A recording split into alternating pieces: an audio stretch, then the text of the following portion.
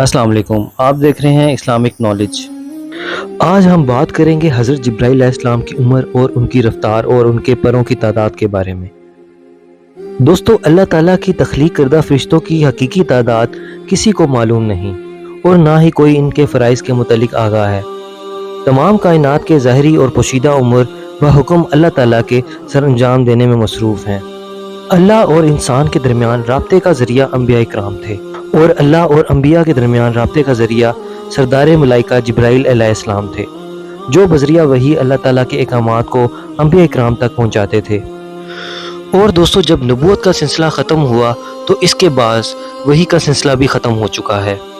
ہم بات کرتے ہیں جبرائیل علیہ السلام کی، تو یاد رہے کہ جبرائیل علیہ السلام اللہ تعالیٰ کے نہایت بزرگ و برتر فرشتے ہیں، جن کا مقام و مرتبہ دیگر تمام ملائکہ سے افضل ہے، اور آپ کا وجود بھی تمام ملائکہ کے وجود سے عظیم ہے۔ ان کے علاوہ خدائے بزرگ و برتر دیگر مقرر ملائکہ میں عزرائیل علیہ السلام، میکائیل علیہ السلام اور اسرافیل علیہ السلام کے نام شامل ہیں۔ دوستو، جہاں تک سوال ہے حضرت جبرائیل علیہ السلام کی عمر مبارک کتنی ہوگی، تو اس حوالے سے حضرت ابو ہریرہ رضی اللہ تعالیٰ عنہ سے روایت ہے کہ حضور صلی اللہ علیہ وسلم نے جبرائیل علیہ السلام سے ان کی عمر کے متعلق سوال فرمایا کہ آپ علیہ السلام نے اپنی عمر کے کتنے سال گزار لیے ہیں؟ تو جبرائیل علیہ السلام نے جواب دیا کہ اللہ کی قسم، اس کے علاوہ میں کچھ نہیں جانتا کہ اللہ تعالیٰ کی نورانی حجابات میں سے چوتھے پردے میں 70,000 سال کے بعد ایک نوری تارہ ظاہر ہوتا ہے۔ میں نے اسے 72,000 مرتبہ دیکھا ہے۔ سبحان اللہ۔ حضور صلی اللہ علیہ وسلم نے فرمایا، اے جبرائیل علیہ السلام، میرے رب کی عزت کی قسم، وہ تارہ میں ہی ہوں۔ سبحان اللہ۔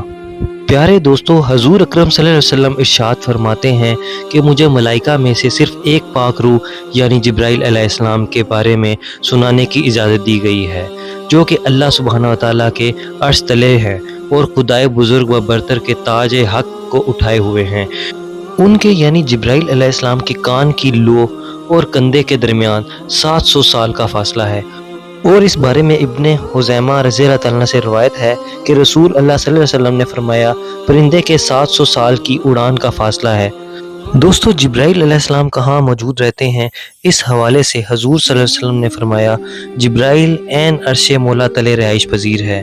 آپ نے فرمایا، میں نے جبرائیل علیہ السلام کو دیکھا، اس کے 600 پر تھے اور وہ تمام افق پر محیط تھا، اور اللہ بزرگ و برتر کے عطا کردہ تخت پر بیٹھا تھا۔ اس کے تمام پر پھیلے ہوئے تھے اور ان پروں میں سے زمرد، موتی اور مروارید چڑھ رہے تھے۔ با روایت احمد حضور صلی اللہ علیہ وسلم نے فرمایا، اس کے پروں کا رنگ سبز ہے اور پاؤں کے تلوں کا رنگ بھی سبز ہے۔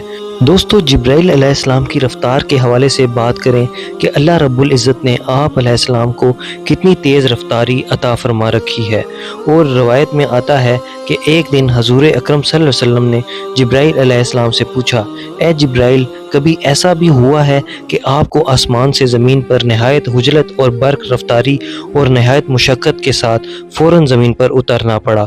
جبرائیل علیہ السلام نے جواب دیا، یا رسول اللہ، 4 مرتبہ ایسا ہوا ہے کہ مجھے نہایت تیزی کے ساتھ فوراً زمین پر اترنا پڑا۔ آپ صلی اللہ علیہ وسلم نے پوچھا کہ کس کس موقع پر؟ آپ جبرائیل علیہ السلام نے عرض کی کہ اے اللہ کے رسول، پہلی مرتبہ جب حضرت ابراہیم علیہ السلام کو آگ میں ڈالا گیا تو میں اس وقت عرش الہی کے نیچے مقام سدرۃ المنتہا پر تھا۔ مجھے حکم ہوا کہ جبرائیل، میرے خلیل کے آگ میں پہنچنے سے پہلے فوراً میرے خلیل کے پاس پہنچو۔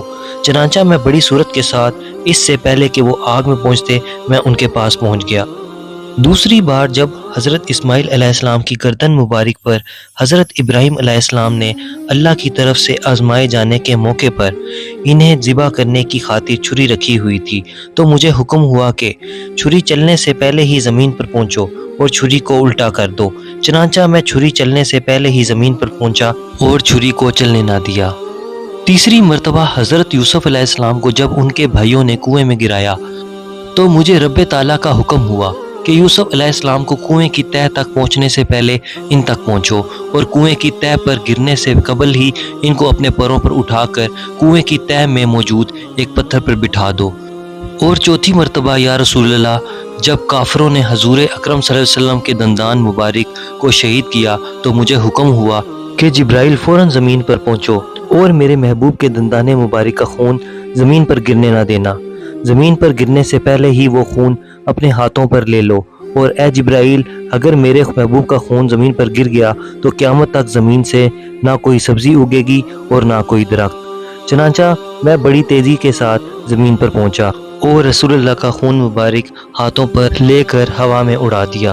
دوستو، یہ ہے برق رفتاری جو اللہ تعالیٰ نے اپنے محبوب فرشتے کو عطا فرما رکھی ہے کہ عرش سے فرش تک سیکنڈ کے سیکنڈ سے بھی کم وقت میں پہنچ جائیں۔ سبحان اللہ۔ دوستو، اللہ تعالیٰ کی اس عطا کردہ شان اور قدرت پر کمنٹ میں ایک بار سبحان اللہ ضرور تحریر فرما دیں۔ جزاک اللہ۔